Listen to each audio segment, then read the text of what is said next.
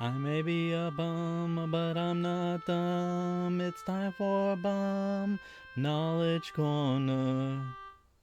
Hello, YouTubers. I am the Car Bum, and on today's Knowledge Corner, we are going to be talking about Who Framed Roger Rabbit, a movie that was released 1988.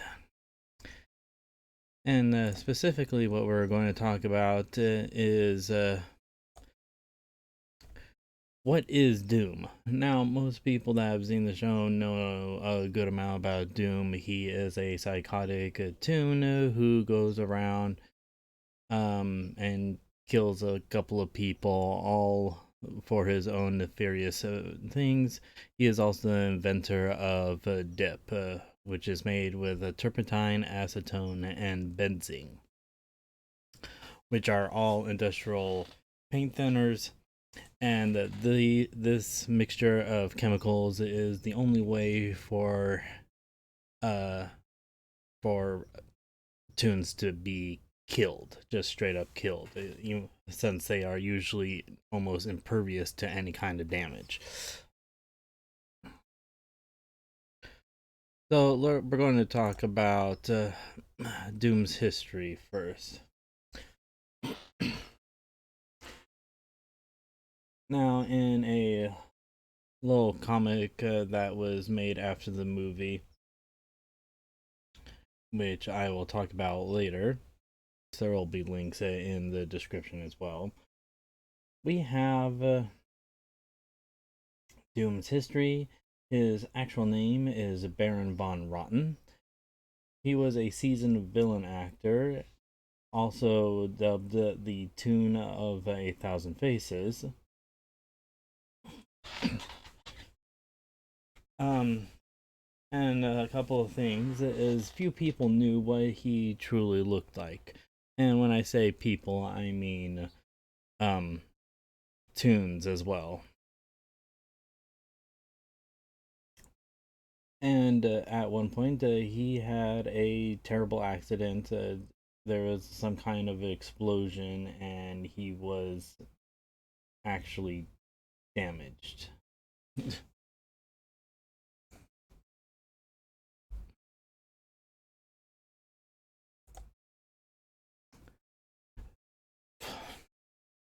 At the end of the movie, there was still the question that was posed. I wonder who he really was.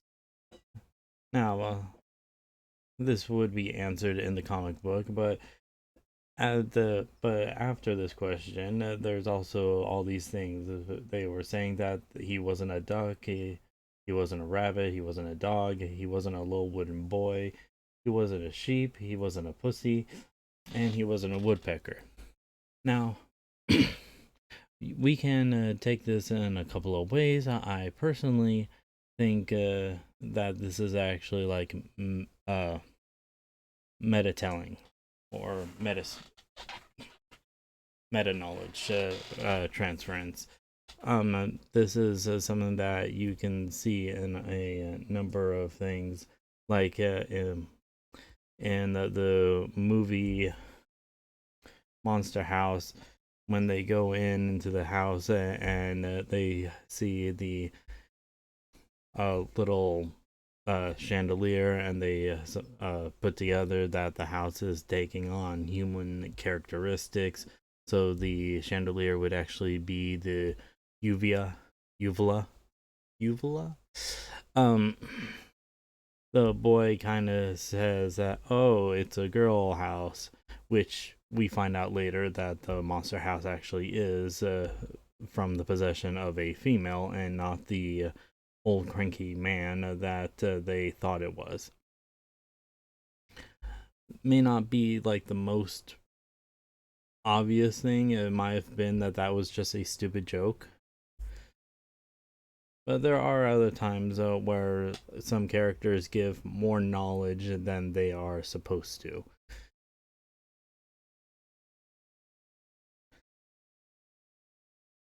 through little things. So if you are to take it in that light, that this is actually meta knowledge being given to us through accidental talkings. So we then look at the list again. You know, rabbit, sheep, duck, pussy, dog, woodpecker, little wooden boy. Okay, well, that's kind of interesting. Specifically, little wooden boy. This is obviously Pinocchio talking, but then we have the question: if not a little wooden boy, then maybe he was a little mechanical boy. Okay, interesting. Well, why would I go for that?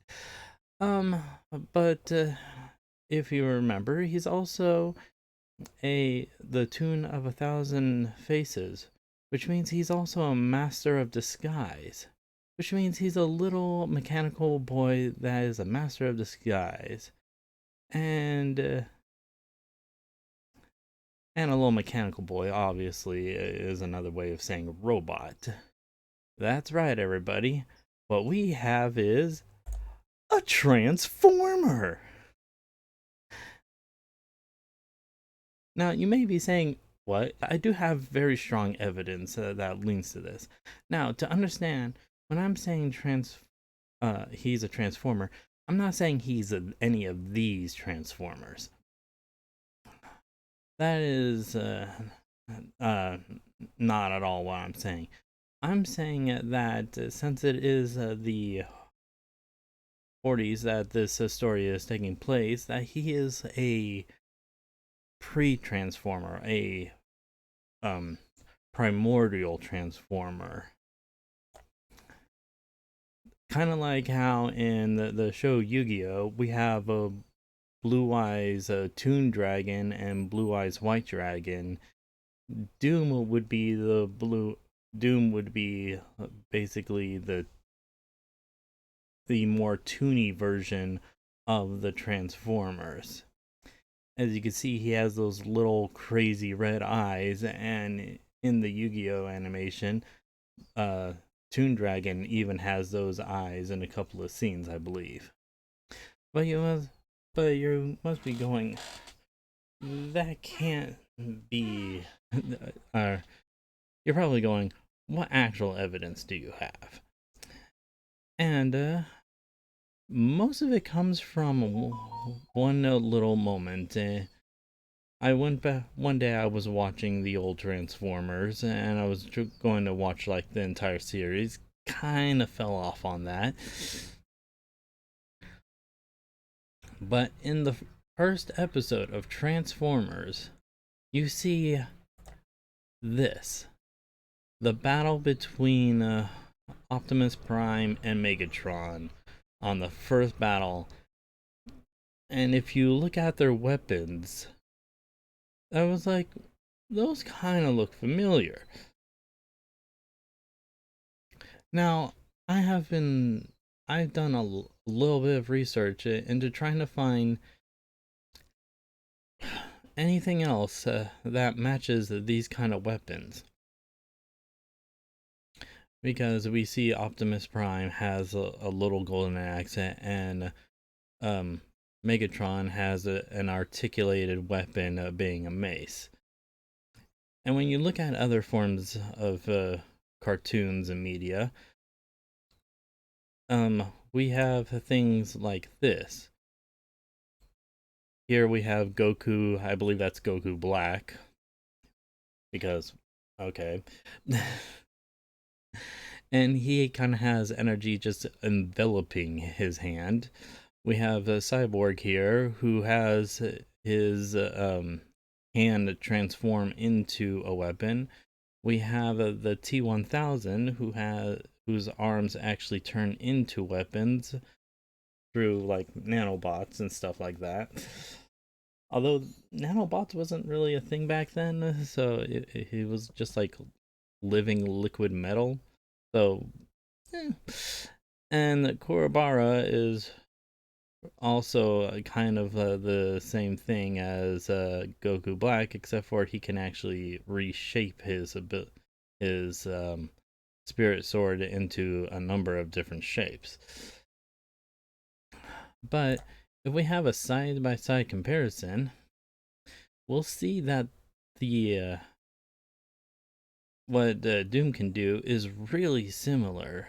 Look at the axe, look at his hand; they're almost identical. And on top of that, not only can he make a basic combat thing, he does something that only the Transformers can do, and that's basically making an articulated weapon. Now, in Transformers, these are supposed to be energy weapons, but the similarities are too close to be entirely coincidental. Now, okay, I hear what you're saying. That's your only evidence that he's a Transformer? Really? Well, no, not really. You see, because also we have Benny here. Now, Benny is a toon. And we all know that wonderful little scene where the shoes fall out of the box and he picks up just a random shoe, that one of the random shoes, and he straight up kills that toon in front of an entire audience, many of which were police officers, and no one did anything. Just because. Um, and the reason why I bring that up is that that shoe didn't actually do any crimes. And Benny here, he actually does do a crime. He's driving on the sidewalk for a couple of miles. So you expect that he would be treated with more gusto than that poor little shoe. And no, he first time we see him, he's just in the back of the thing, or back of the weasel's what is that, paddy wagon truck, I guess.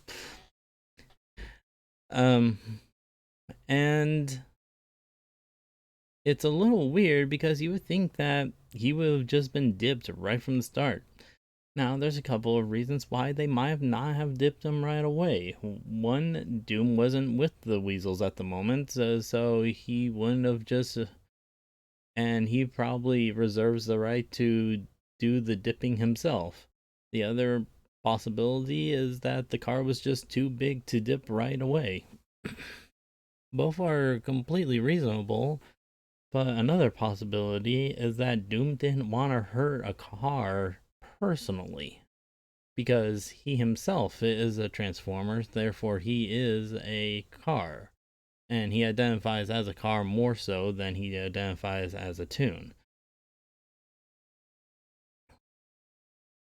Um, so now, of course, his big old plan might not jive with this concept, but I think it would be the personal touch.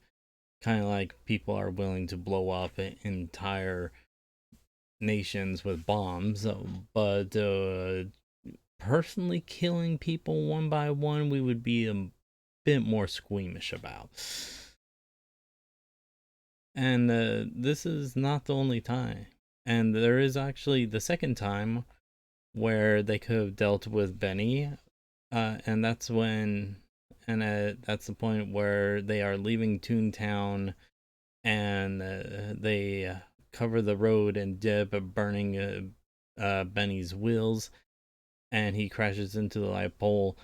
But Doom doesn't capture him again. He doesn't dip him at that exact moment, and you kind of wonder, well, why not? It's he just doesn't. Like, there's two times there where he probably should have been dipped and he just wasn't. And this brings me to, um, and like I said, he was going to destroy all of Toontown, but why did he want to destroy Toontown? Let us have a little refresher on that. What was his big old plan again? 8 lanes of shimmering cement running from here to Pasadena. Smooth, safe, fast. Traffic jams will be a thing of the past. And after that, he has a short exchange with Eddie, and he continues on. Of course not. You lack vision. But I see a place where people get on and off the freeway. On and off and on, all day, all night. Soon, where Toontown once stood, there will be a string of gas stations, inexpensive motels, restaurants that serve a rapidly prepared food, tire saloons, automobile dealerships, and wonderful, wonderful billboards reaching as far as the eye can see. My God, it'll be beautiful. But as you can see, with all that information, this does go more for the vehicles than the actual people themselves. Like, let's look at what we have here: 8 lanes of shimmering cement running from here to Pasadena. He wanted to make a freeway. The entire plan was to make a freeway, a haven for vehicles. Now we do have things that says things about people, but the people are kind of the lower end of the things. The people get on and off the freeway, yeah, sure, but it's actually a safe haven for the vehicles, not the people. As you look at the list, a string of gas stations. Okay, inexpensive motels, restaurants that serve rapidly prepared food. That's kind of the downside, actually. Like for humans, like motels are not great. Restaurants that serve rapidly prepared food has become the joke of being the worst thing in the world for humans. But then we also have tire saloons, automobile dealerships, basically the birthplace of um, the birthplace of vehicles in society. And the billboards are basically the only things that you see from the freeway. Uh, and that's kind of just like little things for cars to look at. Most of the stuff is very car oriented.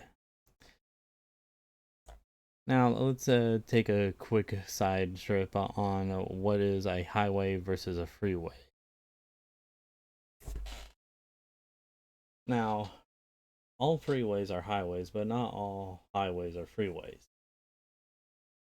A highway is any stretch of road that is extensively long and connects basically one city to another. That, in general, that's what a highway does. It connects cities in a direct route, or more or less direct. You know, there's things where you have to deal with mountains and stuff. And on the top here, we see a highway, and you'll notice a couple of things. So, one, you can just get off the highway on this, just like you get off on any kind of street, and also there's the passing lane. Well, passing lane, and also the uh, spot where you can get off, so you can go left, make a left turn a little bit up, a little bit up here, and yeah, that's all there is there.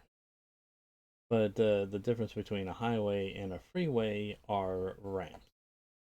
As you can see right below, there is the on Redlands Freeway, there is an actual ramp. That's the difference.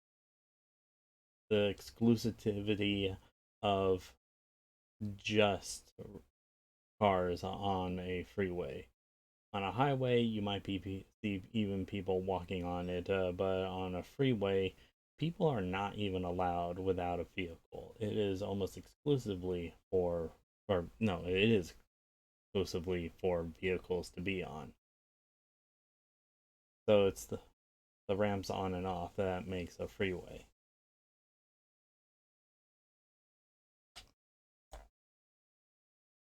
Now, the next picture that we have here is the actual freeway that Doom kind of describes. It goes from Los Angeles to Pasadena.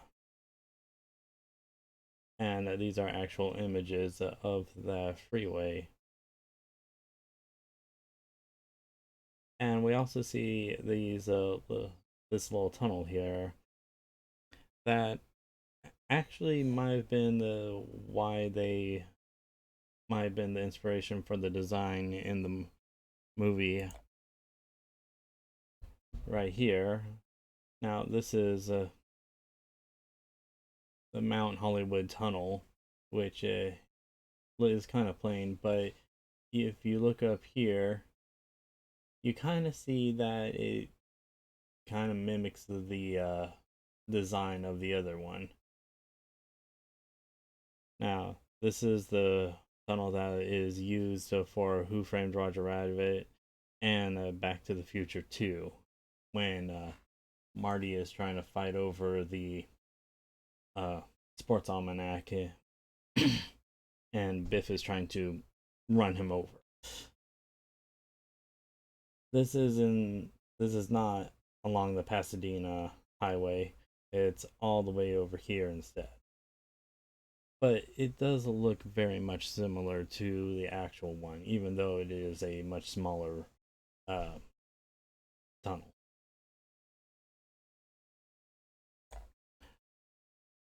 So let's look at the timeline that we have with this. We have our timeline and then the movie timeline. And to start off with a brief history of robots in general, in 1868, we have the theme man of the I'm not I can't read that, the Harry's Harry's whatever. It is considered to be one of the first robots in all of fiction, uh, as a steam robot.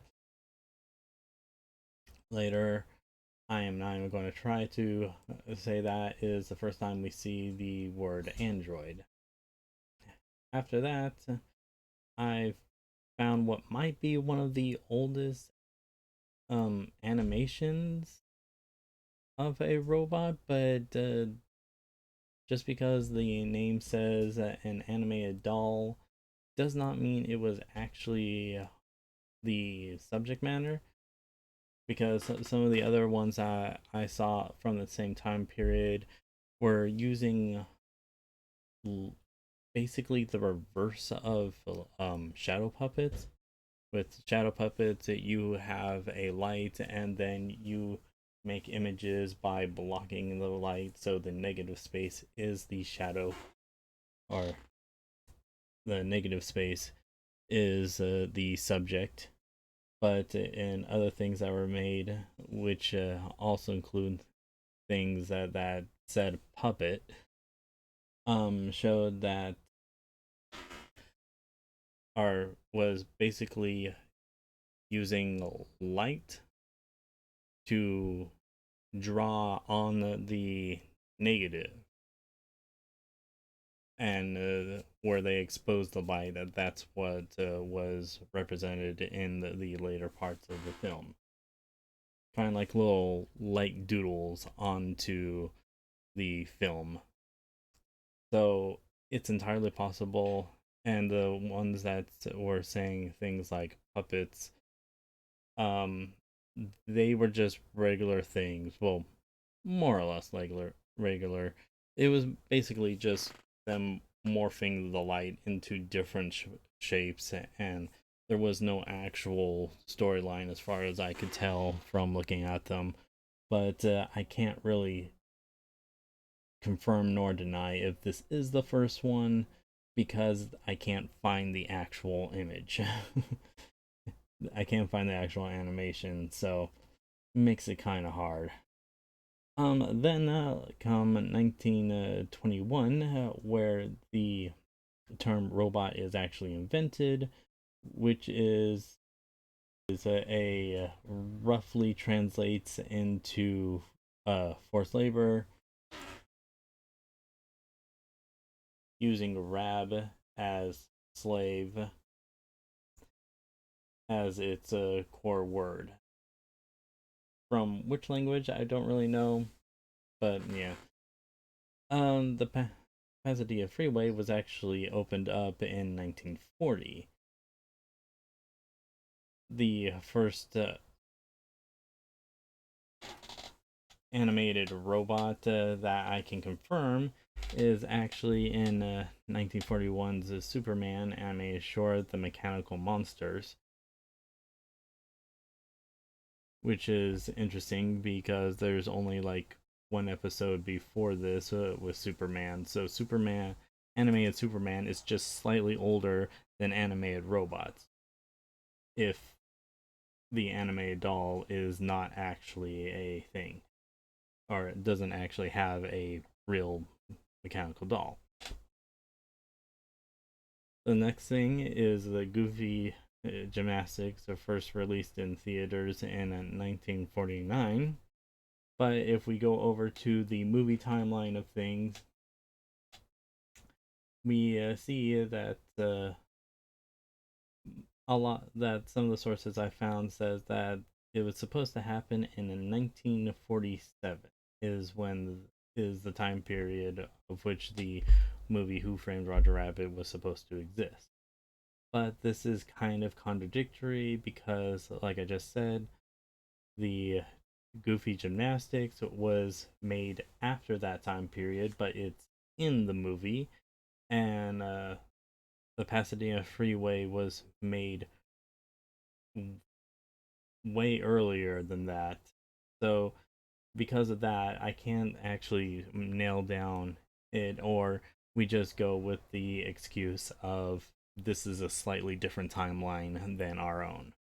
Because tunes were real, for some reason that slowed the production of the Pasadena Highway and or Pasadena Freeway. Near those subtle differences.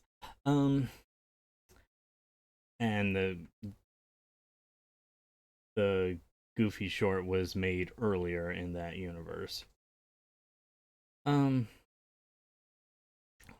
Now let's go back to our timeline. Who Framed Roger Rabbit was in early production in 1981. The production and first season aired for Transformers in 1984, which means meta wise, it is entirely possible for Transformers to have influenced Who Framed Roger Rabbit and actually had been a Transformer. And then Who Framed Roger Rabbit was released in 1988. So it is entirely possible that through this kind of interesting way of doing things, that it would have been possible for the original creators of the movie to make Who Framed Roger Rabbit. And while they were making Who Framed Roger Rabbit, they interacted with some of the other cartoonists that made Transformers and kind of stole the Transformers' abilities to make things out of their hands and added it to Doom, which means he would be a Transformer.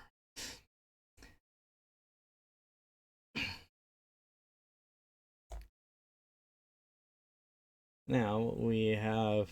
Now let's get back to this because in there's two comic books here, and the original novel, which was Who Canceled Roger Rabbit, which has a vastly different storyline than what we have in the movie. But these two are actually canon pieces of the lore. We have the official Marvel graphic novel of Who Framed Roger Rabbit. I wonder why they chose that image. Oh well. That is which link is up here at the top of it. And then we have a second Marvel graphic novel, which also includes the Tummy Trouble comic or storyline that is that was like grouped with the release of Honey I Shrunk the Kids, I believe. It was like at the beginning um of that movie. It was a short that was an add-on before that movie. So it's kind of like so it's 100% canon as far as I'm concerned. Most people don't know about this comic, but the Resurrection of Doom is that comic book, and there's a link down there.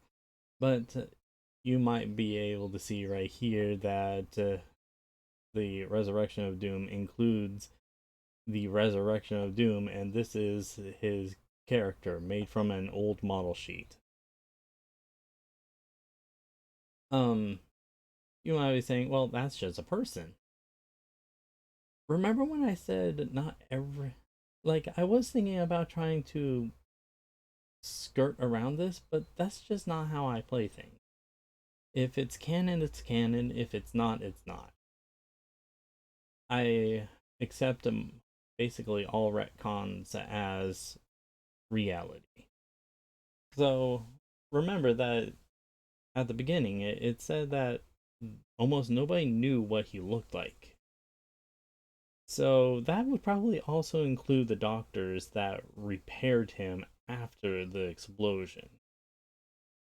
And I'm almost certain that it's easy enough to assume, being that he has been depicting villains, that they might have put him back together as a organic individual or a more organic looking individual, which might have been why he was so willing to destroy all the other tunes, because his own identity was erased by accident.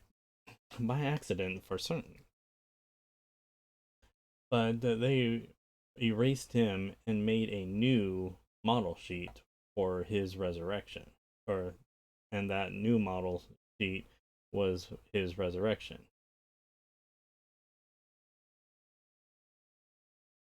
And yeah, that basically covers it. I know this is kind of a weird theory, but when you look at it, it kind of fits for some reason. Like, what type of air or what type of villain would just make a road as his big villain plan? um, Someone who has a kinship with, well, roads because he's a transformer.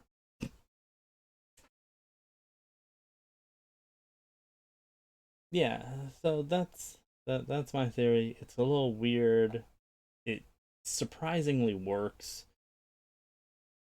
Um And yeah, I'm the car bum, and now get off of my corner.